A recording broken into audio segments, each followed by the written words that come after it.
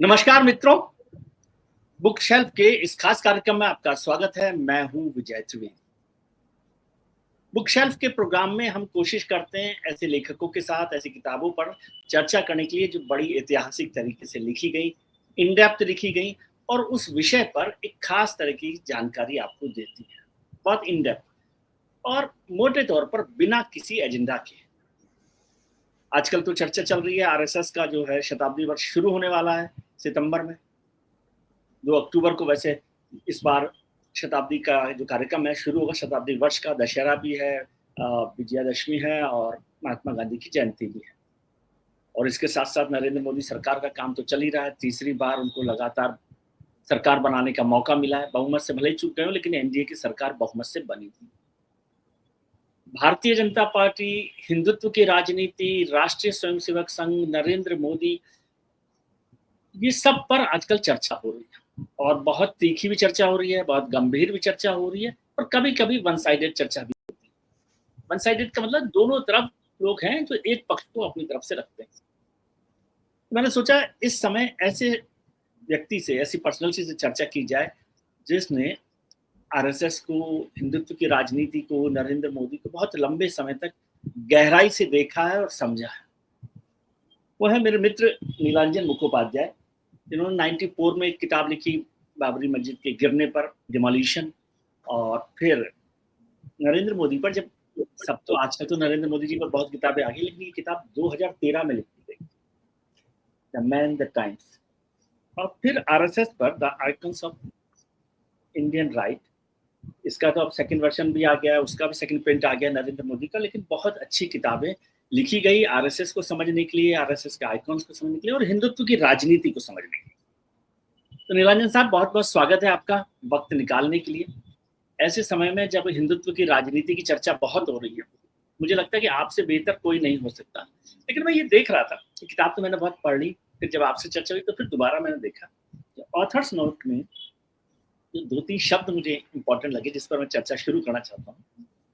एक तो आपने लिखा था, there was of course skepticism about my premise and many arguments would be put inherent secular character of Indians। दूसरा शब्द आपने काम में लिया है transitory phase, this was a transitory phase. और तीसरी बात जो आपने बहुत महत्वपूर्ण तरीके से किताब के ऑथर्स नोट में ही लिखी है, वो है कि subject was to fundamentally disagree with the premise of Hindu nationalism। इन तीनों का क्या मायने है? जी, सबसे पहले तो विजय भाई बहुत बहुत धन्यवाद कि आपने मुझे बुलाया। और हिंदुत्व का जो मुद्दा है, प्रधानमंत्री नरेंद्र मोदी जो इस देश के सबसे पॉपुलर नेता हैं, पिछले लगभग 15 साल से करीब सबसे पॉपुलर नेताओं में से एक रहे हैं। शुरू के सालों में शायद सबसे पॉपुलर नहीं थे, धीरे धीरे बढ़े और प्रधानमंत्री बनने के बाद से तो मतलब विदाउट एनी डाउट सबसे पॉपुलर है। हो सकता है कि उनसे मतभेद रख सकते हैं बहुत लोग, कई चीजों पे मेरे भी मतभेद हैं, लेकिन हम ये नहीं बोल सकते कि वो पॉपुलर नहीं है। आपने सही कहा कि मैंने बहुत लंबे समय से संघ परिवार की राजनीति, अयोध्या का जो मुद्दा था उसको लेके जो आंदोलन हुआ था, राम जन्मभूमि, बहुत सारी खबरें जी, तो उसको लगभग 1980 के दशक में, जब से ये मामला सामने आया, 1986 में ताला खुला, उसके पहले से इन सब चीजों पे मेरी रुचि थी। और मेरे को लग गया था बहुत पहले कि ये अयोध्या का जो मुद्दा है ये डिफाइनिंग मुद्दा होगा हिंदुस्तान की राजनीति में। तो मैंने उसमें एक्सपर्टीज हासिल करने की कोशिश की। हम मजाक में बोलते थे कि भारतीय जनता पार्टी के प्रेस कॉन्फ्रेंसेस में 2 एमपी होते हैं और 3 पत्रकार आते हैं, एक पीटीआई, एक यूएनआई और तीसरा मैं पहुंच जाता था जस्ट जानने के लिए कि क्या हो रहा है। मजाक करते थे, जेपी माथुर जी। मैं भी जब जाता था तो कोई लोग होते ही नहीं थे और उनके प्रेस नोट्स को भी कोई छापने के लिए तैयार नहीं। क्योंकि देखिए 2 एमपी थे पार्टी में 1984 के चुनाव के बाद, तो उनका कोई खास वो नहीं था। और जो कुछ जब राजीव गांधी की सरकार जब गड़बड़ा रही थी, तो जो मेन चैलेंज आ रहा था वो तो उन्हीं के पार्टी के लोग जो अलग होके निकले थे, विश्वनाथ प्रताप सिंह, जी। अरुण नेहरू, आरिफ मोहम्मद खान, ये लोग सब बन रहे थे। ये इन लोगों ने चैलेंज किया था, तो बीजेपी को बहुत ही मार्जिनल माना जा रहा था। लेकिन मेरे को लगा था कि मतलब ये बहुत एक सीरियस मुद्दा होगा, और मैं काम करने लगा था उस पे, और दिमाग में सोचा था कि कभी किताब लिखेंगे। लेकिन जो होता है पत्रकार लोग 700-800 ज्यादा से ज्यादा 1500 वर्ड का एडिटोरियल पेज का एक आर्टिकल लिख दिए, उसके आगे करने की हिम्मत नहीं होती है। ये करते करते 1990 पार हुआ, 91 पार हुआ, Bharatiya Janata party second largest party बन गई, Advani ji leader of opposition बन गए। मुख्य तौर पे अयोध्या के मुद्दे को सामने रख के, उसी की वजह से उनको 120 सीटें मिली 1991 के चुनाव में, और उसके बाद से उस तरह से राजनीति चलती रही। तो जब बाबरी मस्जिद डिमोलिश हुआ, उसके बाद जो कहते हैं ना कि इनर कॉल आया कि जी नहीं, अब तो किताब लिखनी चाहिए। तो तब काम शुरू कर दिया। काम, और मतलब संयोग की बात है, उन दिनों मतलब एनर्जी ज्यादा था, उत्साह ज्यादा था। तो मतलब 5-6 महीने में, मतलब दिसंबर के अंत के आखिरी सप्ताह में मैंने शायद लिखना शुरू किया होगा, या जनवरी के फर्स्ट वीक में। उसी समय दंगे भी शुरू हो गए मुंबई में, तो थोड़ा और ज्यादा जो कहते हैं कि ड्राइव थोड़ा बढ़ गया। 6 महीने के अंदर मेरी मैन्युस्क्रिप्ट तैयार जल्दी थी। आपने किताब लिख दी जब 94 में हाँ, आ गई। मतलब मैं लगभग, मतलब ये था कि दिन भर काम करते थे, अखबार के दफ्तर में काम करते थे, और आते थे, वापस आके देर रात तक काम करते थे, फिर सुबह उठ जाते थे और फिर काम शुरू कर देते थे। ये इंटरनेट का समय भी नहीं था, तो पूरा जो कमरा था वो किताबों से लिटरेट था। मेरे दिमाग में अभी भी उस तरह की, मतलब सब कुछ अस्त व्यस्त पड़ा हुआ था, लेकिन मतलब वो अस्त व्यस्त के बीच में कहाँ कौन सी चीज है, कहाँ कौन सा डॉक्यूमेंट है, वो सब बिल्कुल क्लैरिटी थी, उसमें कोई परेशानी नहीं थी। लेकिन तो सर इस जो 94 में जो डेमोलिशन पर आपने 94 में किताब आ गई जी। किताब आ गई ना, लेकिन उसका जो लॉन्च में भारतीय जनता पार्टी के एक बड़े नेता कहना चाहिए, मैं तो उनको अब तक का सबसे बड़े गोविंदाचार्य मौजूद थे, और गोविंदाचार्य ने जो जिक्र किया 92 को, फ्रेंच रेवोल्यूशन, क्या कहा और कैसे आप उसको देखते हैं? देखिए, उस समय तो हम लोगों को लगा था कि गोविंद जी थोड़ा एग्जेजरेट करके बोल रहे हैं, लेकिन, और ये संयोग की बात है कि मतलब 9 नवंबर 1989 जो था, उसी दिन बर्लिन वॉल को भी तोड़ा गया था। तो ये सारे एक हिस्टोरिकल कोइंसिडेंसेस थे। तो हमको लगा कि गोविंद जी ने थोड़ा सा मतलब एग्जेजरेट कर दिया। लेकिन जब हम पीछे जाते हैं, जब हम उसको दोबारा से रिविजिट करते हैं, तो मैं ये मानता हूं कि उस दिन वाकई एक हिंदुस्तान की राजनीति में एक टेक्टोनिक शिफ्ट आया। वो उस समय नहीं समझ में आया, बहुत लोगों को नहीं समझ में आया, मेरे को भी पूरी तरह से समझ में नहीं आया। लेकिन उसके बाद से मैं ये मानता हूं कि अयोध्या आंदोलन नहीं होता अगर, तो भारतीय जनता पार्टी उस पोजीशन में नहीं आती जो आज है। मैंने ये कई बार लिखा है, टीवी पे भी कहा है कि अगर अयोध्या का मुद्दा नहीं होता, तो नरेंद्र मोदी आज भारत के सबसे महत्वपूर्ण नेता के तौर पर नहीं उभर पाते, क्योंकि नरेंद्र मोदी अपने मुख्यमंत्री गुजरात के बनने के बाद पहले 6 महीने काफी स्ट्रगल कर रहे थे। जो फरवरी में गोधरा कांड के पहले जो बाय इलेक्शन हुए थे, उसमें भारतीय जनता पार्टी सारे सीट हारी थी, सिवाय एक जो नरेंद्र मोदी खुद लड़े थे, वो भी राजकोट से। बाकी सब हार गए। और चुनाव जनवरी फरवरी 2002 में। तो गोधरा कांड तो पूरी तरह से अयोध्या आंदोलन से जुड़ा हुआ था। वो लोग अयोध्या में एक विश्व हिंदू परिषद का आंदोलन में हिस्सा लेके वापस आ रहे थे। तो उस तरीके से देखा जाए तो डायरेक्टली आंदोलन में मोदी जी ने कभी हिस्सा नहीं लिया। बस एक बार गए थे जब मुरली मनोहर जोशी जी की एकता यात्रा चल रही थी, तो वो अयोध्या से भी होते हुए गए थे, तो वो वहां गए थे। उससे पहले जब अडवाणी जी की रथ यात्रा सोमनाथ से शुरू हुई तो उस दिन वो वहां मौजूद थे। वो उन्होंने पूरा गुजरात लेग को जब तक का माता पूरा नहीं पहुंची थी, चैप्टर देखा उन्होंने था। उसको कोऑर्डिनेट किया था, और उनके परफॉर्मेंस के बेसिस पे ही उनको मुरली मनोहर जोशी जी की एकता यात्रा को राष्ट्रीय तौर पर कोऑर्डिनेट करने का जो अवसर मिला था, वो उनके परफॉर्मेंस के बेसिस पे था। उन्होंने डिलीवर किया था, बिल्कुल बिल्कुल ऑर्गेनाइज तरीके से यात्रा की शुरुआत कराया था, सोमनाथ से लेके मुंबई तक पहुंचाया था उन्होंने। उसके बाद प्रमोद महाजन ने टेक ओवर किया था। जी जी सर, अब आरएसएस का सेंटेनरी ईयर शुरू हो रहा है, प्रोग्राम शुरू हो रहे हैं, 2 अक्टूबर से वो काम शुरू हो रहा है।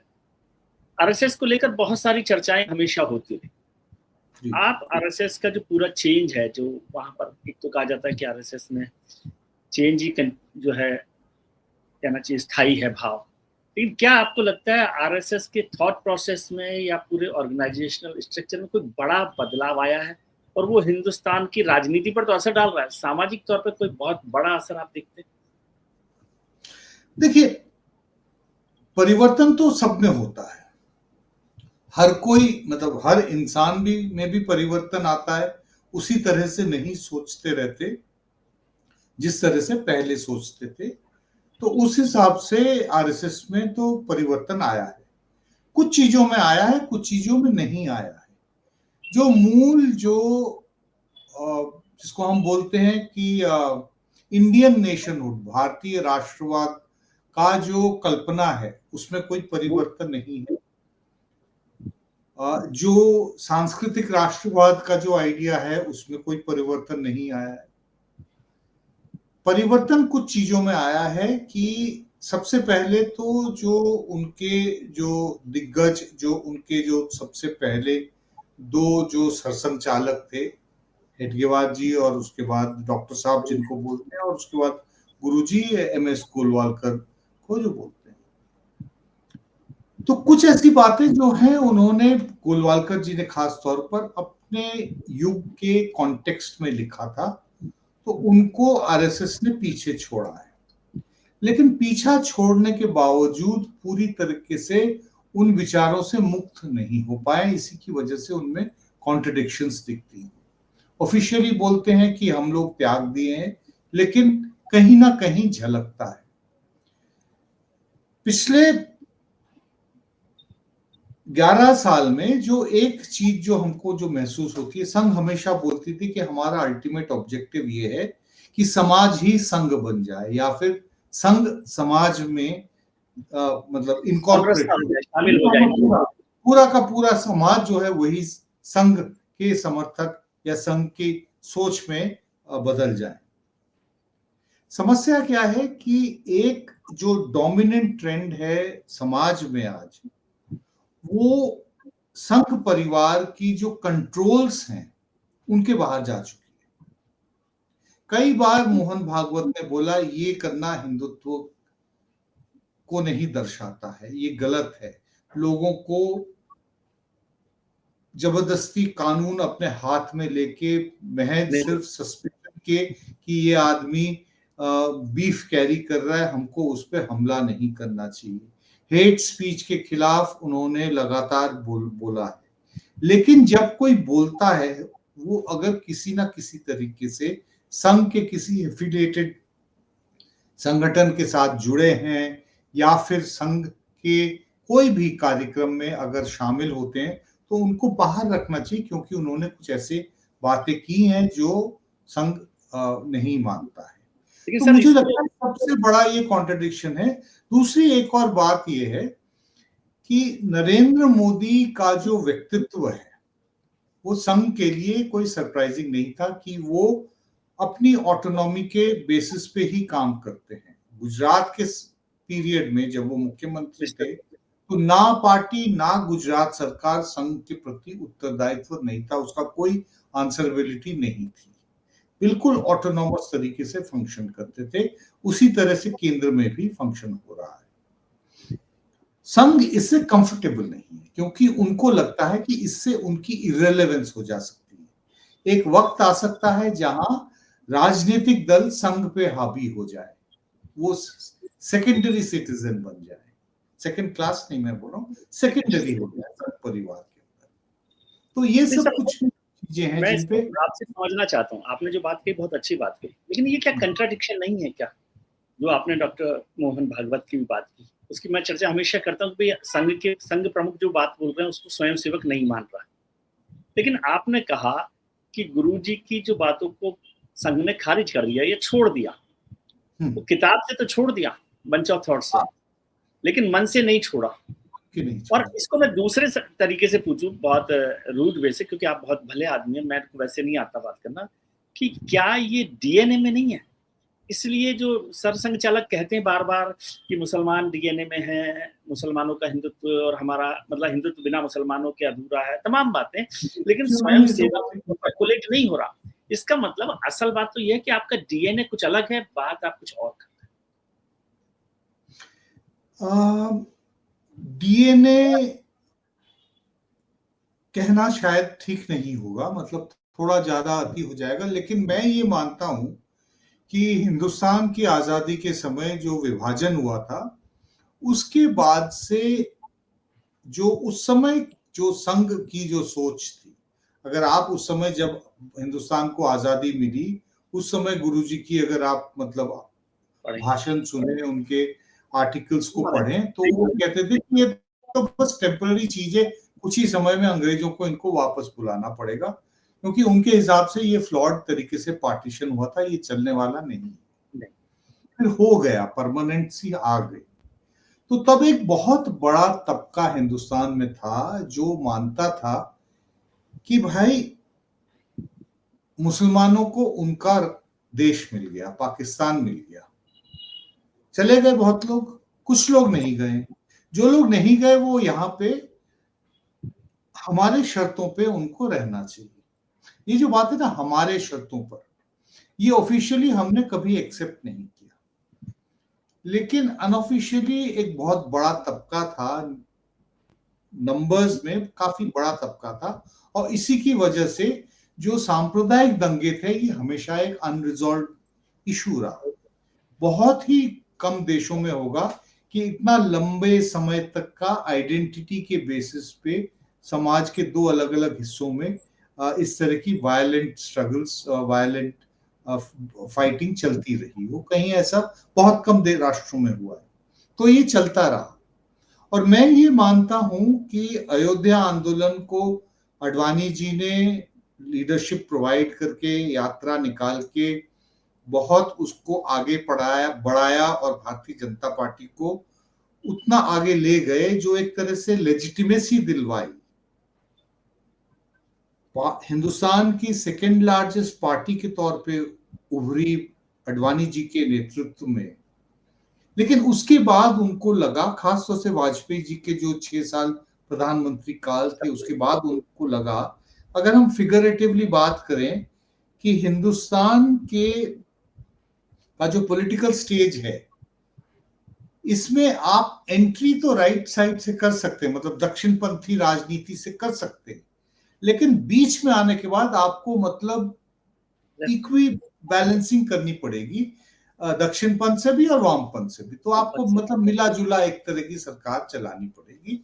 और जिसके कारण वो पाकिस्तान गए तो उनको वहां जिन्ना में सेकुलरिज्म नजर आया और वगैरह वगैरह कई चीज। लेकिन मैं ये मानता हूं यहाँ पे मोदी जी की एक लॉन्ग टर्म पर्सपेक्टिव था। वो ये मानते थे कि उन्होंने रिकॉग्नाइज किया कि हिंदुस्तान में एक बहुत बड़ा तबका है जो ये मानता है जो कुछ हुआ है गलत हुआ है, जो कुछ हुआ है ये अपीजमेंट की राजनीति है। बीजेपी बोलती तो थी लेकिन उनको सेल्फ डाउट था, वाजपेयी जी को भी था, अडवाणी जी को भी, बाद में हो गया, मोदी जी को नहीं हुआ। तो इसीलिए वो इसको पूरी तरह से ले गए। और आज जो लोग जो आप बोल रहे हैं कि दिमाग से तो वही है जो गुरुजी ने 1940s में लिखा था, यही कारण है क्योंकि मोदी जी ने उसको लेजिटिमाइज कर दिया, उसको पॉलिटिकली करेक्ट घोषित कर दिया। ये कहना गलत नहीं है कि हिंदुस्तान हिंदुओं का है, इसको इस सोच को लेजिटिमाइज करा दिया। मोदी जी ने खुद शायद इस्तेमाल नहीं किया होगा इन वर्ड्स को, इन शब्द का इस्तेमाल, लेकिन उन्होंने लोगों को एक तरह से कन्विंस किया कि हाँ ठीक है ये सब बोलना। जब आप कह रहे हैं ये बात, आपने बहुत महत्वपूर्ण बात की कि मोदी जी ने उस चीज को लेजिटिमाइज किया, और दूसरा संघ जो है मोदी जी की ऑटोनॉमी या उनका जो बिहेवियर है उसको जानता था। तो फिर आज क्या कंफ्यूजन लगता है, क्यों आज लगता है कि दोनों के बीच एक कन्फ्रंटेशन है, जबकि मोदी जी ने तो आरएसएस का ही एजेंडा चलाया पिछले 10 साल में, चाहे वो 370 का मसला हो, चाहे राम मंदिर का मसला हो, या 3 तलाक का मसला हो, या अब यूसीसी पर चर्चा चल रही है। तो फिर ये कन्फ्रंटेशन क्यों? क्योंकि आप उस व्यक्ति की पर्सनैलिटी को जानते हैं, गुजरात के बारे में भी आप भी जानते हैं, देश भी जानता है। तो क्यों भाई आपका जो एजेंडा है उसको पूरा करने वाला एक ऐसा लेजिटिमाइज और स्ट्रॉन्ग पर्सनैलिटी वहां पर है, तो उसके साथ कंपटीशन है? मुझे ये लग रहा था कि संघ के लीडरशिप को पिछले साल राम मंदिर के का जो आयोजन हुआ था, उसका जो कॉन्सेंट्रेशन हुआ था, उसके बाद उनको लगा कि अब हम मार्जिनलाइज हो सकते हैं, और खास तौर से उनको मेरी जो समझ है, मोदी की गारंटी कुछ ज्यादा ही पर्सनलाइज्ड किस्म की राजनीति लगी।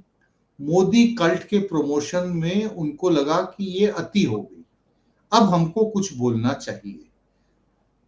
मोदी की गारंटी, और दूसरा ये कि अब की बार 400 पार, उनको लगा ये ओवर कॉन्फिडेंस ही है।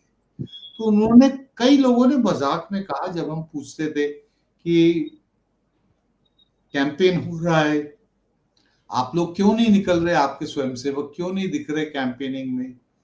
तो कुछ लोग ऐसे ही मजाक में नास्ती तरीके से बोलते, नहीं नहीं हम लोग तो हर जगह हैं, और ऐसे भी मोदी जी ने गारंटी लिया तो वो जिता रहे हैं ना सबको, तो हमको इतना करने की क्या जरूरत है? तो कोई ऑफिशियल, संघ में ऑफिशियल डिसीजंस बहुत कम होते हैं। ऑफिशियल डिसीजन 1984 में ये नहीं था कि देश को बचाना है, राष्ट्र खतरे में है, नहीं था।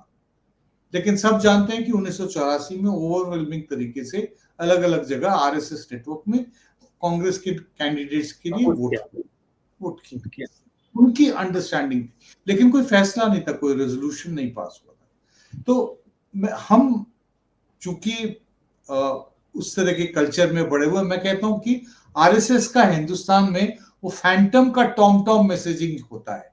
फैंटम के कॉमिक्स अगर आपने पढ़े हो, वो ड्रम बजा के तो टॉम टॉम मैसेजिंग सिस्टम होता है। तो आरएसएस में भी इस तरह का ड्रम बजाने का है, वर्ड ऑफ माउथ, इसको हम लोग अंग्रेजी में बोलते हैं, अंग्रेजी में कहते हैं, चाल से फैला दिया। जो आपने जिक्र किया 2024 का, तो जेपी नड्डा साहब हैं भारतीय जनता पार्टी के राष्ट्रीय अध्यक्ष, जो उन्होंने इंटरव्यू दिया इंडियन एक्सप्रेस को, और जिसमें आरएसएस और बीजेपी पर बात हुई जी। बहुत सारे लोग, क्योंकि आप बहुत उसको गहराई से समझते हैं, बहुत सारे लोग मुझे कहते हैं कि don't shoot the messenger. Nadda साहब की क्या गलती है? नहीं, नड्डा साहब को तो बोलने के लिए बोला गया होगा, वो ऑन एज ओन, उनमें उनका उतना स्टेचर नहीं है कि वो खुद अपने सेल्फ इनिशिएटिव में कोई इतनी बड़ी बात बोलते। बहुत बड़ी बात थी कि हमको संघ की अब जरूरत नहीं है, जी, बहुत बड़ी बात। तो ये बोला गया क्योंकि शायद हो सकता है कि थोड़ा नाराजगी हो कि ये लोग क्यों नहीं कैंपेन में उभर के आ रहे। तब तक तो काफी हो चुका था, मई का महीना चल रहा था जब उन्होंने दिया था। अप्रैल में आपको याद होगा कि राजस्थान में मोदी जी ने सबसे पहले वो एक तरह से थोड़ा सा धर्म को लाते हुए उन सब चीजों की बात, रैली हुई थी, हाँ हाँ, तो उस रैली से शुरुआत हुई थी कि एक तरह से बैक टू पेवेलियन हो गए, कि जिसपे मतलब उनको लगता था कि इसी से हमको वोट मिलेंगे और कोई अब ऑप्शन नहीं है, परफॉर्मेंस के बेसिस पे हम नहीं आगे बढ़ पा रहे हैं। और राम मंदिर बन जाने के बावजूद, इनॉग्रेट होने के बावजूद उसका कोई इलेक्टोरल डिविडेंड आते हुए दिखाई नहीं दे रहा था। मोदी जी और कुछ नहीं, इस देश की राजनीति के बहुत ही केयरफुली जज करने, ट्रेंड्स को समझते हैं, तो उनको ये लग गया था, तो इसलिए उन्होंने कैंपेनिंग का जो कैरेक्टर था वो चेंज किया, बदल दिया उसको। जी। सर, यदि मैं इसको एग्जेजरेशन नहीं कहूँ, आप ना कहें एग्जेजरेशन, तो दो लोग, एक संघ है, संघ प्रमुख कह लें या संघ कह लें, और एक नीलांजन मुखोपाध्याय, जिसने 2012 में ही पहचान लिया कि नरेंद्र मोदी आगे जाने वाले, क्योंकि आपने 2013 में किताब लिख दी और संघ ने उनको प्रोजेक्ट कर दिया। तो ऐसा क्या है, दोनों लोगों ने क्या देखा कि इतने बड़े बड़े नेता, उस वक्त तो भारतीय जनता पार्टी के वो D4, आपके ही सारे मित्र लोग दिल्ली में मौजूद थे, देश भर में बहुत लोग मौजूद थे, बड़े, उस समय तो एक बड़ा हैवी, मतलब कहना चाहिए, लीडरशिप थी भारतीय जनता पार्टी। ये बात बहुत बड़ी लीडरशिप थी, लेकिन मेरे को लगा था कि देखिए, मैं मोदी जी के साथ, मैं उनसे शुरू के पीरियड में, खासतौर से एकता यात्रा के समय उनसे थोड़ा बहुत इंटरेक्ट किया था। उसके बाद जब उनको गुजरात से डिस्पैच करके दिल्ली में पहले स्टेशन किया, फिर चंडीगढ़ में किया, कुछ नॉर्थ इंडिया के, उत्तर भारत के स्टेट्स को देखने के लिए किया, हिमाचल, पंजाब, हाँ, हरियाणा, पंजाब, हरियाणा, हिमाचल, वो उन्होंने खड़ा किया वहां, और फिर दिल्ली आते थे वाजपेयी जी के समय पे, तो तब था। मुख्यमंत्री बनने के बाद मेरे उनसे मतलब रेगुलर टच में नहीं रह पाया, क्योंकि मेरे पत्रकारिता में जिस तरह का काम था उसमें उनसे जाके मिलने का कोई कारण नहीं बन रहा था। मैं बहुत कम लिख रहा था उन दिनों में, बैकरूम टेलीविजन की दुनिया में बैकरूम का रिसर्च और एंकर सपोर्ट का काम कर रहा था, बिल्कुल अलग किस्म का काम था।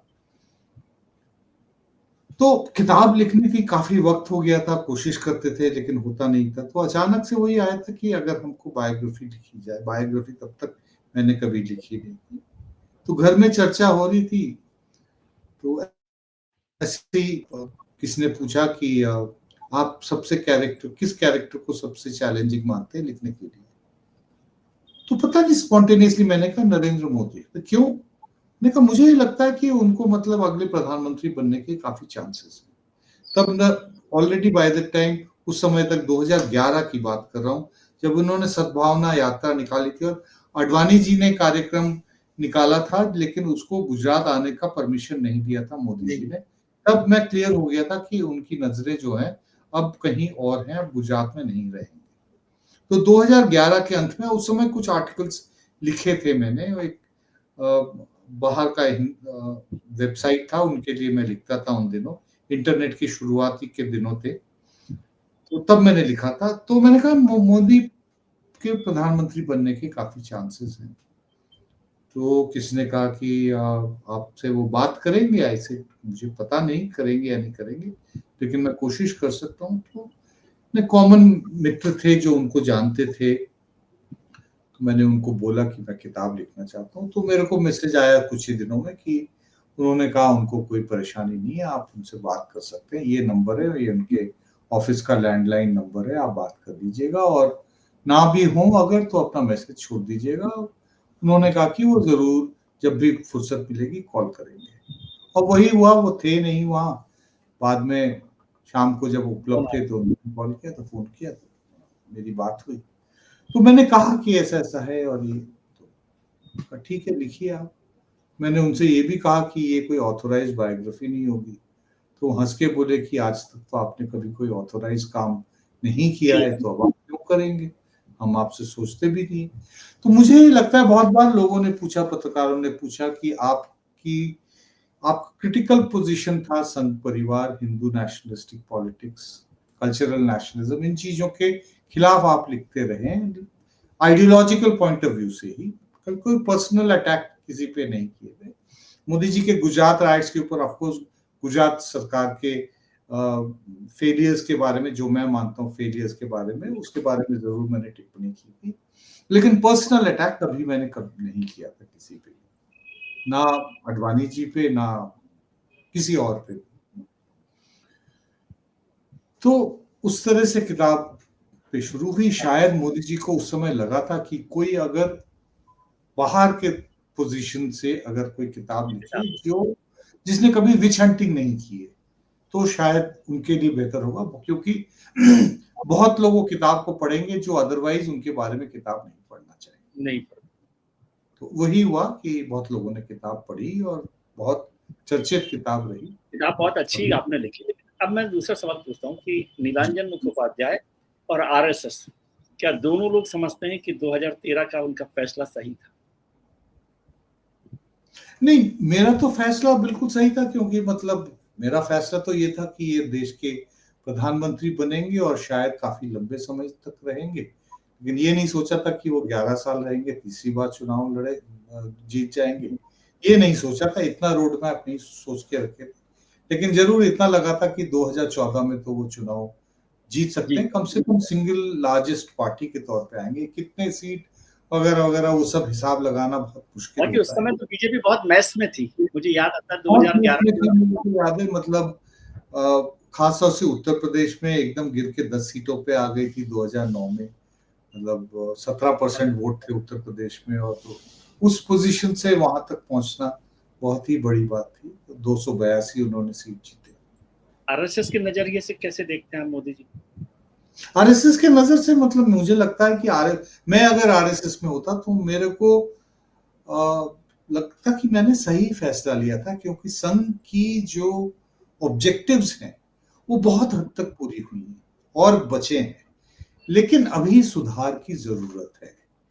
संघ ये मानता है कि अभी हिंदुत्व की राजनीति और उसकी सोच में एक क्रिटिकल मास आ गया है, और इस क्रिटिकल मास की वजह से समाज में जो रिसर्जेंस हुआ है, जो सोच बढ़ी है, उसके लिए शायद आज उतने एक व्यक्ति की जरूरत नहीं है जैसे कि 2013 में थी।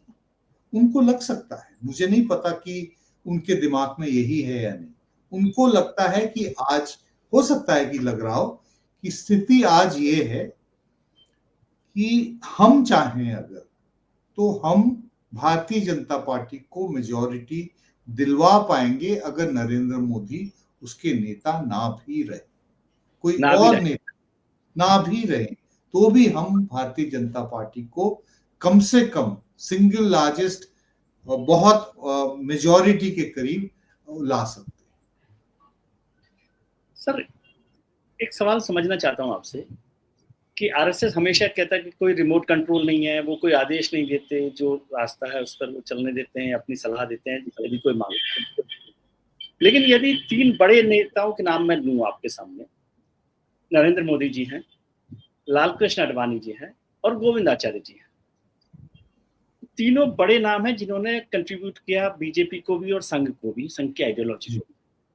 लेकिन वो जरा सा भी अपनी उस आइडियोलॉजी, जो आरएसएस का जो दरवाजा है, मैं कहता हूँ उसका थोड़ा सकरा दरवाजा है, टाइप है ना, उससे थोड़ा सा इधर उधर होते हैं तो संघ परेशान होता है। चाहे वो आडवाणी जी का जिन्ना वाला मसला हो, गोविंदाचार्य जी का एक अलग तरीके का हो, और नरेंद्र मोदी जी का हो। क्या ये बात ठीक नहीं है? ये बहुत गुदी गुदी पिक्चर आप बनाए रखते हैं।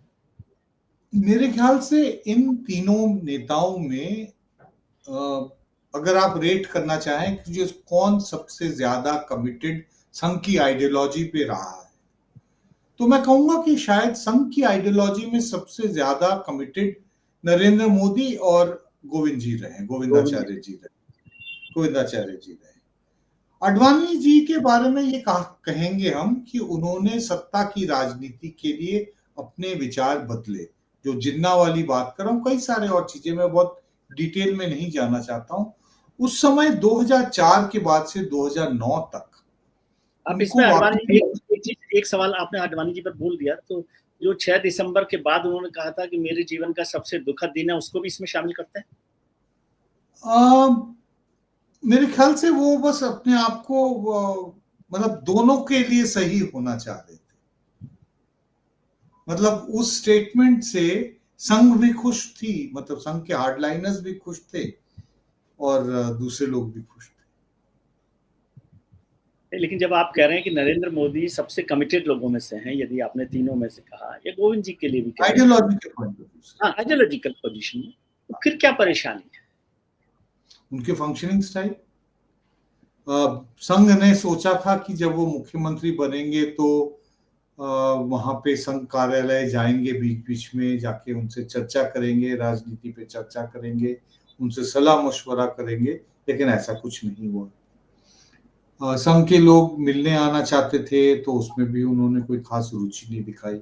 कोई बहुत ज्यादा काम है तो किसी को डेप्यूट कर दिया कि आप मिल लीजिएगा, उनसे बात कर लीजिएगा, क्या बोलना चाह रहे हैं, कुछ काम है तो बताइए तो हम कर देंगे। तो वो काम पूरा कर देंगे। अब इसी पूरे 2014 से ही देखिए, मतलब जो सबसे ज्यादा है कि आइडियोलॉजिकल प्रोग्राम्स को तो पूरी तरह से परस्यू किया है, चाहे वो ट्रिपल तलाक हो, चाहे अयोध्या का मंदिर हो, चाहे मंदिर निर्माण। 370 हो, कई सारे ऐसी चीजें आपको मिलेंगी जो हिंदुत्व की राजनीति को फर्दर करते हैं। लेकिन इस पूरे पीरियड में उन्होंने, अच्छा एक और बड़ी बात कि उन्होंने इस पूरे पीरियड में आरएसएस के इकोसिस्टम के दिग्गज लोगों को भारतीय स्टेट के अलग अलग इंस्टीट्यूशंस के बहुत अहम जगह पे जिम्मेदारी देके उनको वहां पे पोजीशन किया है। चाहे वो आईसीएचआर हो, चाहे वो यूजीसी हो, एजुकेशन और कल्चर में सबसे ज्यादा है, बाकी जगह में भी सब हैं, बहुत जैसे लोग हैं। तो उस तरह से पूरी कमिटमेंट है, लेकिन उनका जो फंक्शनिंग स्टाइल है उससे संघ को परेशानी पहले भी होती थी, लेकिन उन्होंने एक्सेप्ट किया क्योंकि 2013 में उनको लगा कि अगर हम इनको सपोर्ट नहीं करेंगे तो पॉपुलर जो लोग हैं, लोगों की का जो विचार है वो हमारे आगे चला जाएगा और हम पीछे पड़ जाएंगे। इसीलिए उन्होंने नरेंद्र मोदी को की कैंडिडेचर को सपोर्ट किया और उनको प्रधानमंत्री, मतलब पहले जून 2013 में उनको कैंपेन कमेटी का चेयरमैन बनाया गया और सितंबर में उनको तो प्रधानमंत्री दावेदार के तौर पे ऑफिशियली। तो अभी जो ये कन्फ्रंटेशन चल रहा है, मतलब कन्फ्रंटेशन है कि नहीं आप समझा सकते हैं, जो राष्ट्रीय अध्यक्ष को लेकर जो बात चल रहा है, मतलब विवाद क्या 1.5 साल से एक्सटेंशन चल रहा है एक राष्ट्रीय अध्यक्ष का, और पार्टी की जो नीति है वन मैन वन पोजीशन या वन, उसको लेकर उस पर भी नड्डा साहब 1 साल से मंत्री भी हैं, अध्यक्ष भी हैं, और 3 साल से एक्सटेंशन मिल रहा है और पार्टी में किसी नाम पर आगे नहीं बढ़ पा रहे। तो ये confrontation between Modi ji and RSS है या क्या है क्या? नहीं, मैं ये मानता हूं कि संघ चाहता है कि जो अगले जो बीजेपी के जो अध्यक्ष हो वो कंसेंसुअल तरीके से चुना जाए, जिसपे सहमति हो संघ की भी और मोदी जी की। जितना मैं समझता हूं, जिस तरह से मोदी जी ने 2014 में और 2019 में यूनिलैटरली अध्यक्ष का चुनाव किया था, अमित शाह जी और उसके बाद में नड्डा जी, वो उसी तरह से इस बार भी करना चाहते हैं। इसी को लेके बेसिकली डिसएग्रीमेंट, कन्फ्रंटेशन कहना बहुत बड़ी बात होगी, संघ में उस तरह नहीं होता, लेकिन आप डिसएग्रीमेंट है और डिसएग्रीमेंट में चलता है, मतलब जो कहते हैं कि एक दूसरे का नोक झोंक चलता है। अगर आप मोहन भागवत जी का आप पिछले जून से आप लगातार अलग अलग बयान देखें, चाहे वो ये बोले कि असली सेवक कौन है हम सब जानते हैं, या फिर कई सारे इस तरह की जो बातें की, हम हर चीज का बिल्कुल रिकॉर्ड नहीं रखते, लेकिन हमें पता है कि कई बार उन्होंने ऐसी बातें बोली जो किसी का नाम नहीं लिया, लेकिन सब जानते थे किसके बारे में बात। वो जो बातें की उन सब कुछ आगे चल रहे हैं। तो अभी जो लेटेस्ट बात की उन्होंने 75 इयर्स की मोरोपंत पिंगले के रेफरेंस से, उसका भी कोई रेफरेंस आप समझते हैं? क्योंकि आमतौर पर लोग कहते हैं कि सरसंघ चालक बोल रहे हैं तो उस बात को आप ऐसे तो खारिज नहीं कर सकते, रिजेक्ट नहीं कर सकते, साइड नहीं कर सकते। बिल्कुल बात सही है, सरसंघ चालक की बात मतलब बिल्कुल बहुत उसमें बहुत मतलब अहमियत है उसकी, बहुत इम्पोर्टेंट बात है। और अगर उन्होंने बोला है और अगर ये मोर और लेस स्पष्ट कर दिया है, और वो भी मोरोपंत पिंगले जी का जिक्र करते हुए, जो संघ के बहुत ही बड़े नेता थे। अगर बाला साहेब देवरस के बाद संघ को महाराष्ट्र के बाहर से किसी को सरसंघचालक बनाने की जरूरत नहीं होती, मतलब वही महाराष्ट्र का जो डोमिनेंस था, तो शायद मोरोपंत पिंगले जी सरसंघचालक बनते।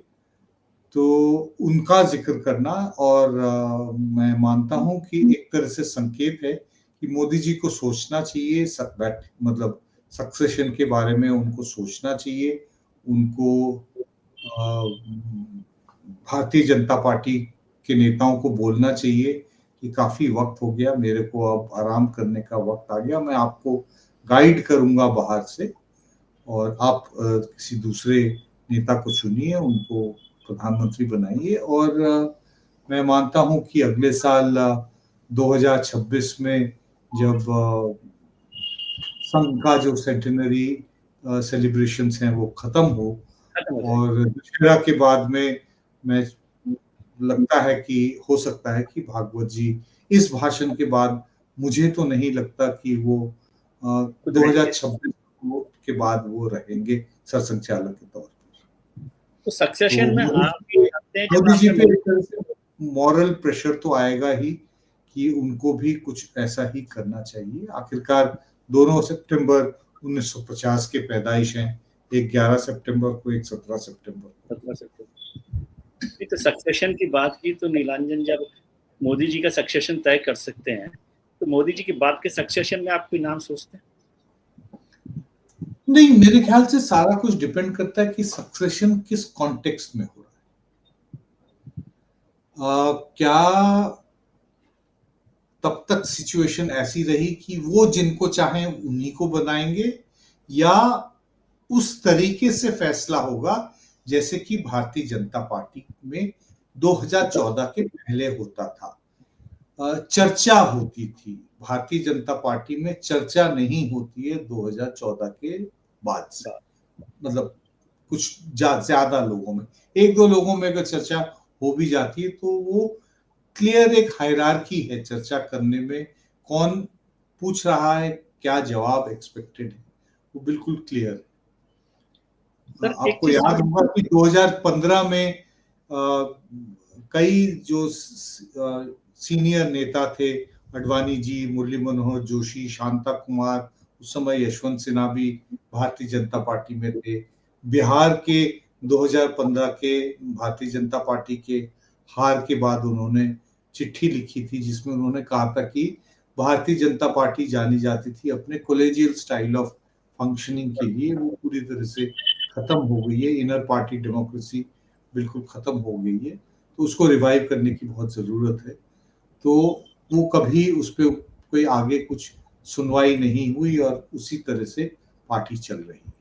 अब यही चीज देखिए अध्यक्ष के बारे में, ये बहुत ही सीरियस मैटर है कि एक अध्यक्ष 2019 से नड्डा जी बने हुए हैं, लेकिन कोई परिवर्तन, कोई चेंज करने का कुछ आ ही नहीं रहा। और अभी जिस तरह से चल रहा है कि अभी मॉनसून सेशन आने वाला है, उसके बाद बिहार का चुनाव होगा, फिर शीतकालीन सत्र होगा संसद का, तो 2026 तक नड्डा जी मेरे ख्याल से बीजेपी के अध्यक्ष बने रहेंगे। सर कुछ लोग कहते हैं कि आप बेवजह परेशान होते हैं अध्यक्ष को लेकर। बीजेपी के अभी मौजूदा बीजेपी उसके जो परमानेंट अध्यक्ष हैं वो तो अमित शाह जी हैं, तो फिर कोई भी आ जाएगा तो क्या फर्क पड़ेगा? नहीं, परमानेंट अध्यक्ष तो लोगों को मानना चाहिए कि मोदी जी वही सब कुछ करता धरता है जी। तो to be fair, Vajpayee ji ने भी कोशिश की थी, खास तौर से 2009 के जीत के बाद, मतलब दोबारा जीत तो नहीं कहेंगे, उतने ही सरकार दोबारा बनी थी 1999 में, सॉरी 1999 में। तो 1999 में जब दोबारा उतने ही सीट 182 आए तो दोबारा से वाजपेयी जी प्रधानमंत्री बने थे, तो उन्होंने कोशिश की थी। जनक कृष्णमूर्ति जी ने उस समय ठाकरे, कुशाभाऊ ठाकरे जी हट गए, फिर जनक कृष्णमूर्ति काफी लोगों को, बंगारू लक्ष्मण को उन्होंने अल्टीमेटली बनाया, और उनको लगा था कि वो बंगारू लक्ष्मण को कंट्रोल कर पाएंगे, लेकिन वो तो स्कैंडल हो गया, तहलका कांड हो गया, तो उसकी वजह से उनको इस्तीफा देना पड़ा। इसलिए वाजपेयी जी का उतना कंट्रोल नहीं रह पाया पार्टी के ऊपर जितना वो चाह रहे थे। वेंकैया नायडू उतने ज्यादा डक्टाइल और मैलिएबल अध्यक्ष नहीं थे, लेकिन वाजपेयी जी ने भी कोशिश की थी और वो बिल्कुल नाखुश होते थे क्योंकि सुदर्शन जी के साथ उनकी खास अच्छे रिश्ते नहीं थे और जिसकी वजह से संघ ने बहुत कोशिश की थी उनकी सरकार को अपसेट करने की। 2004 की का जो हार हुआ था उसके पीछे भी संघ का हाथ कहा जाता है कि एक तरह से उस समय उन्होंने कोई फर्क नहीं पड़ता, हमें हारना ही। हाँ, हाथ पीछे खींच लिए थे कि इस सरकार से हमें तो कुछ लाभ हुआ नहीं, तो हम क्यों चाहें कि वो दोबारा आए, अगर आ जाए तो ठीक है।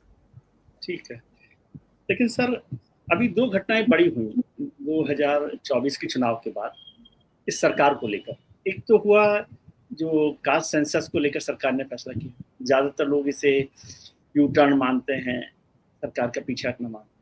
और दूसरी एक बड़ी घटना हुई ऑपरेशन सिंदूर। ऑपरेशन सिंदूर मतलब पाकिस्तान पर हमला और वो तो सब है, लेकिन उसको जिस तरह से पेश किया गया, दोनों को आप कैसे देखते? क्या जो हिंदुत्व का एजेंडा है उसमें ये कास्ट सेंसस फिट होता है, या इतना प्रेशर था सरकार पर कि उसको करना ही पड़ा? देखिए, मैं बहुत हद तक ये मानता हूं कि मोदी जी आइडियोलॉजिकली कमिटेड होने के साथ साथ बहुत ही प्रैग्मेटिक नेता है। बिल्कुल वो मतलब ये अगर कोई जरूरी किसी चीज करने से फायदा हो तो करना चाहिए, उसकी वजह से अगर थोड़ा बहुत एडजस्टमेंट करना हो अपनी सोच में तो वो करने के लिए तैयार है। शुरुआत होती है कास्ट के लेके मुद्दे को, अगर हम लोग पीछे जाएं फिर तो 2015 में ही जाते हैं कि बिहार के चुनाव के पहले मोहन भागवत जी 5 जनवरी को आरक्षण को इंटरव्यू लेकर देते हैं और उसमें कहते हैं कि इस पे पुनर्विचार होना चाहिए रिजर्वेशन के मुद्दे पर। तो वहां से शुरू होती है और एक कंसिस्टेंट एक भारतीय जनता पार्टी और राष्ट्रीय स्वयंसेवक संघ इन सब का एक रिजर्वेशन को लेके रिजर्वेशन थे। मंडल आयोग के समय उसके बाद मतलब पूरी भारतीय जनता पार्टी पूरी तरह से कंफ्यूज थी और इसी की वजह से यात्रा निकाली गई थी सोमनाथ से लेकर अयोध्या। वे मंडल कमंडल सारी बातें पुरानी हो चुकी हैं। तो कंसिस्टेंट ऑपोजिशन के बावजूद क्यों किया? क्योंकि अगर नहीं करते तो राहुल गांधी एक तरह से हीरो बन के उभर रहे थे प्रो कास्ट सेंसस लॉबी के। तो एक तरह से उनका मुद्दा उनके हाथ से ले लिया। आगे क्या होगा पता नहीं अभी, मतलब ठीक है। मोदी जी के साथ क्या है कि अनाउंसमेंट बहुत होते हैं, रोड मैप अल्टीमेटली क्या जाता है पता नहीं। मेक इन इंडिया में भी अभी फिर फेरबदल हुआ है अभी कुछ दिन पहले। कई सारे और स्मार्ट सिटीज का ऐलान किया गया था, उस स्कीम को बंद कर दिया गया कि जी स्मार्ट सिटीज हो गई हैं। तो इस सब चीजों में हमको वक्त आने पे देखा जाए। महिला रिजर्वेशन आरक्षण बिल पास हो गया है लेकिन अभी इंट्रोड्यूस नहीं हुआ है, हो जाने के भी तब देखेंगे। तो किस अल्टीमेटली किस रूप में कास्ट सेंसस होता है वो देखना पड़ेगा। लेकिन हाँ, ये जरूर मैं कहूंगा कि उन्होंने ये फैसला लिया है ताकि ऑपोजिशन के हाथ से एक मुद्दा छीन लिया जाए। लेकिन जैसे कॉन्स्टिट्यूशन की बात हुई 2024 के चुनाव में, राहुल गांधी जी कॉन्स्टिट्यूशन की कॉपी लेकर घूम रहे थे। उनका कि ये सरकार कॉन्स्टिट्यूशन बदल देगी, और आपने 2015 का जिक्र किया कि जरा सी बात उन्होंने कहा था कि रिजर्वेशन को रिव्यू करना चाहिए, उसका नुकसान उठाना पड़ा। और अब फिर बिहार के चुनाव है और दत्तात्रेय साहब ने, हौसपले साहब ने कहा कि समाजवाद और क्या दूसरा सेक्युलरिज्म जो है, पंथ निरपेक्षता, उनको रिव्यू करना चाहिए। तो फिर क्या ये वापस वही कॉन्स्टिट्यूशन के फेरबदल के इशू तो नहीं बन जाएगा? देखिए, सही गलत बात नहीं करना। ऑपोजिशन अभी तक तो इस मुद्दे को नहीं बना पाई है और मेरी ये सोच है जो हम बात कर रहे थे कि एक सर्टन मास था, एक सर्टन थिंकिंग का एक के लोग थे जो ये मानते हैं कि सेक्युलरिज्म वगैरह ये सब चीजें हिंदुस्तान की उसमें नहीं होना चाहिए। तो मुझे नहीं लगता कि उस मुद्दे पे कोई बहुत मेजर परिवर्तन होगा, मतलब लोगों का कोई नाराजगी होगी, उसको कोई बहुत ज्यादा मुद्दा नहीं बना पा रहे हैं, और खासतौर से भारतीय जनता इशू नहीं बने। पार्टी उसको किसी ने दोबारा दोहराया नहीं है। मैं ये मानता हूं कि उस बात को भी शायद एक ट्रायल बलून के तौर पे छोड़ा गया था कि देखते हैं मोदी जी का क्या रिस्पांस होता है, वो उनको थोड़ा परेशान कर सकता है। आखिरकार एकदम अचानक से नागपुर में मोरोपंत पिंगले जी के ऊपर किताब जारी करते समय तो मोहन भागवत जी 75 साल की बात नहीं कर दिए होंगे। ये सब बातें डीपली चर्चा होती है, तो मैं मानता हूं कि ये सब एक ग्रैंड स्ट्रैटेजी का प्लान है कि किसी तरह से मोदी जी को थोड़ा कंट्रोल कर सके। सर, आपकी जो किताब है आरएसएस वाली, the icons of Indian right, उसमें दो कैरेक्टर्स, मतलब दो पर्सनैलिटीज, कैरेक्टर्स नहीं कहूँगा, एक तो सावरकर। एक तो मुझे हैरानी है कि आपने सावरकर का चैप्टर गोलवलकर जी से पहले रखा है उसमें, ठीक। और दूसरा, जब आपने अपडेट की किताब तो उसमें नाथुराम गोडसे को भी शामिल कर दिया जी। तो ये दोनों पर्सनैलिटीज को तो आरएसएस खुद भी नहीं एक्सेप्ट करता। नहीं, मैं ये मानता हूं कि गोडसे, जहां तक गोडसे की बात है, सावरकर तो पूरी तरह से एक्सेप्टेड है। मतलब ठीक है, वो कभी संघ में नहीं जुड़े क्योंकि उनके प्रॉब्लम्स थे, लेकिन वैचारिक प्रॉब्लम्स थे, कुछ फंक्शनल तरीके से वो चाहते थे कि आरएसएस को थोड़ा ज्यादा एक्टिव होना चाहिए राजनीति में, लेकिन सोच विचार के मामले में तो कोई ज्यादा कोई परेशानी नहीं। क्योंकि संघ का हिंदुत्व और आविष्कार का और हिंदुत्व अलग है ना। संघ का हिंदुत्व और आरएसएस के हिंदुत्व में तो फर्क है, और खासतौर से आप जब मोहन भागवत जैसे लोग बैठे हुए सरसंघचालक, तो वो तो एक तरह से कंट्राडिक्शन है। लेकिन हम ये भी देखते हैं कि शायद ये सरकार जो है ये ज्यादा सावरकराइट है किसी भी पहले, मतलब वाजपेयी जी की सरकार तुलना में, बीजेपी की तुलना में शायद ज्यादा सावरकराइट है। ये चीजें काफी क्लियरली भी आती हैं। अमित शाह जी जब पार्टी के अध्यक्ष बने थे तो लोग, पत्रकार उनके घर जाते थे, उनके फोटो सेशंस होते थे, उसमें लोग देखते थे कि अमित शाह जहाँ बैठना चाहते हैं उसके ठीक पीछे सावरकर का फोटो लगा रहता था। तो इन सब चीजों से एक सर्टेन अमाउंट ऑफ सिंबलिज्म, एक मैसेजिंग होती है, ये सब चीजें हम समझते हैं। और नाथुराम गोडसे के बारे में तो मैं मानता हूँ कि मतलब उनको दिल से तो सबको लगता है कि मतलब लगा था 1949 में, और उसके बाद से मतलब कि हत्या एक हिस्टोरिकल नेसेसिटी थी, कोई पब्लिकली नहीं बोलेगा, लेकिन दिल में ये बात रहती है, आपको समझ में आ जाता है अगर आप लॉन्ग टर्म आप इंटरेक्ट किए हो। तो उस हिसाब से मैं ये मानता था। और जैसे ही 2014 में मोदी जी की सरकार बनी थी, अलग अलग जगह मंदिर बनने लगे थे, लोग गोडसे की मंदिर बन रहे हैं, इधर बन रहा है, उधर बन रहा है। ऑफिशियली तो खारिज ही किया है बीजेपी ने, बीजेपी आरएसएस दोनों ने नाथुराम गोडसे को अपनी तरफ से डिस्क्रिप्ट किया ऑफिशियली।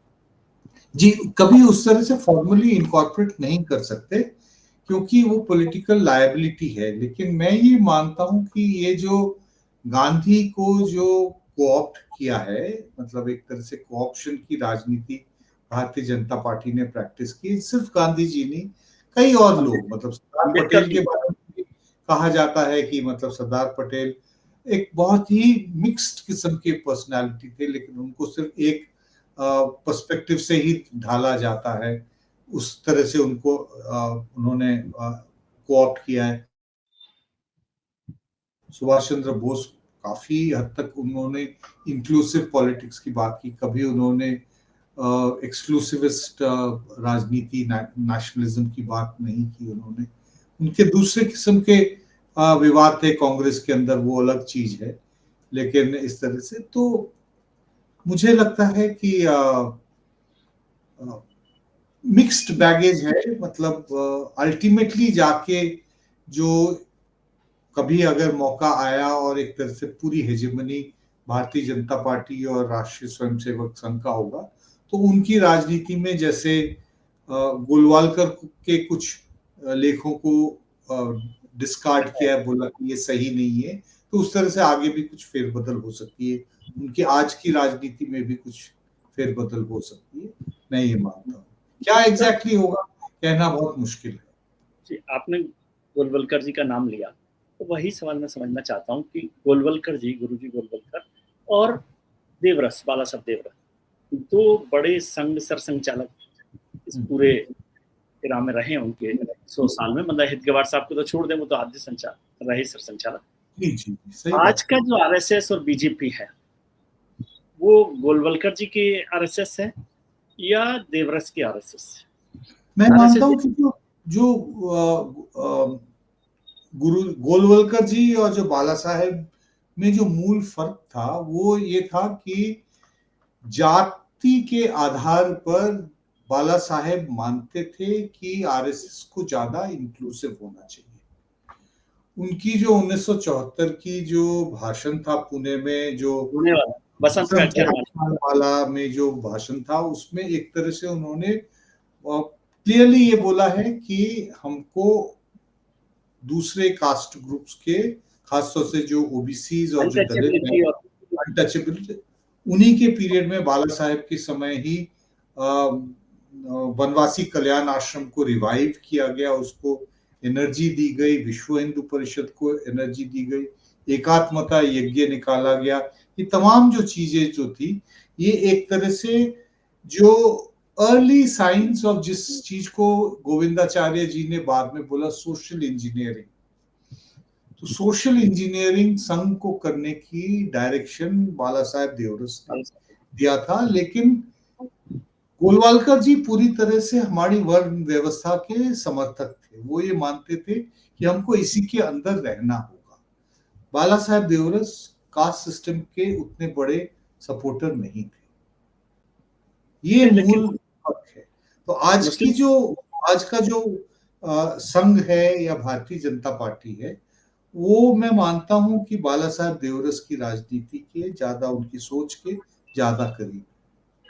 मोहन भागवत जी भी उसी तरह के साहसिक फैसले कर रहे हैं, खासतौर से यदि अनटचेबिलिटी को देखें और माइनॉरिटी मुसलमानों को देखें। 77 में देवरस ने भी उस पर काम किया और आज बाला ये भी कर रहे हैं। बिल्कुल। एक आखिरी सवाल समझना चाहता हूँ कि आपने जो नरेंद्र मोदी जी की किताब 2013 में लिखी, उसे 2022 में अपडेट किया जी, क्या बदला आपके किताब में और नरेंद्र मोदी में? किताब में तो कुछ नहीं बदले, क्योंकि ये एक तरह से नई किताब, मेरे को पूछा गया था कि आप कुछ इसमें परिवर्तन करना चाहेंगे, मैंने कहा कि परिवर्तन करेंगे तो नई किताब लिखनी पड़ेगी। तो इसमें से छोटा सा एक न्यू इंट्रोडक्शन लिखा गया है, जिसमें मैं मोदी जी के पिछले 10 साल के, मतलब 10 साल हुए, 2012 में किताब लिखना खत्म किया था, 2013 के मार्च के महीने में किताब छप के आ गई थी और 2022 में किताब रिलीज हुई, तो 10 साल बीत चुके थे। तो 10 साल में मोदी जी ने एज प्रधानमंत्री के तौर पर क्या पॉलिसीज, क्या, वो तो बिल्कुल एक अलग किस्म की किताब हो गई। तो मैं ये मानता हूं कि उनका जो बेसिक मॉडल है वही रहा है। हमको लगा था कि बहुत, शायद श्योर नहीं थे, हमको लगा था कि शायद हिंदुस्तान को वो एक गुजरात के तरह नहीं चला पाएंगे, लेकिन मुझे गवर्नेंस का स्टाइल में कोई खास परिवर्तन नहीं आया है। मैं ये मानूंगा कि मोदी जी ने अपने पुराने स्ट्रैटेजीज को और परफेक्ट किया है उन्होंने। जिस तरह से गुजरात के भारतीय जनता पार्टी को उन्होंने पूरी तरीके से ऑर्गेनाइजेशन को एक तरह से बोलते हैं कि हॉलो आउट कर दिया था। हम देखिए कि जब मोदी जी जब यहाँ आए तो एक तरह से गुजरात यूनिट भारतीय जनता पार्टी का कोलैप्स कर गया था। बहुत लंबे समय तक स्टेबिलिटी नहीं आ रही थी, चाहे मुख्यमंत्री की हो, चाहे ऑर्गेनाइजेशन संगठन स्टेबिलिटी नहीं आ रही थी। वो इधर पिछले 5 सालों में जाके फाइनली दोबारा से नए सिरे से उसको रीएस्टैब्लिश करके उसको स्टेबिलाइज कर पाए अपने पूरे उसके साथ, पूरा इन्वॉल्वमेंट के साथ। उनके नियुक्त उनके appointed officers chief minister's office में काम करते हैं, पार्टी यूनिट में उन्हीं के बिल्कुल लॉयलिस्ट हैं जो रेगुलरली चर्चा करते हैं। तो और उसी तरह से काफी और स्टेट्स में भी काम हो रहा है। तो गुजरात मॉडल सही मायने में अब इंडिया का मॉडल है। आखिरी बात फिर से एक बार समझना चाहता हूँ कि जो सरसंघ चालक जी ने कहा, मोहन भागवत जी ने, 75 इयर्स का, तो अब इस रास्ते पे चलना ही पड़ेगा नरेंद्र मोदी जी को और सक्सेशन प्लान पर आगे बढ़ना पड़ेगा, ऐसा आपको लगता है? देखिए, भागवत जी ने 2009 में जब वो सरसंघचालक बने थे, जब अडवाणी जी के साथ बातचीत चल रही थी और कहा कि अब आप चुनाव हार गए हैं तो अब आप हट जाइए, तो तब उन्होंने 75 का रूल को लागू किया था। तब उन्होंने स्पष्ट कहा था कि ये चीजें जो हैं संघ परिवार के तमाम संगठनों पे लागू होगा। रूल नहीं है, कहीं लिखा नहीं है, भारतीय जनता पार्टी के कॉन्स्टिट्यूशनल संविधान में नहीं है। तो रूल है, सरसंघचालक नहीं, रूल नहीं है, कहीं लिखा नहीं है। और मैं कह रहा हूँ ने जो कहा, उनके पहले जो सरसंघचालक थे सुदर्शन जी, वो 75 के बाद की उम्र के बाद वो रहे। रज्जू भैया नहीं रहे क्योंकि उनकी तबीयत खराब थी। बाला साहेब देवरस 75 के बाद सरसंघचालक थे।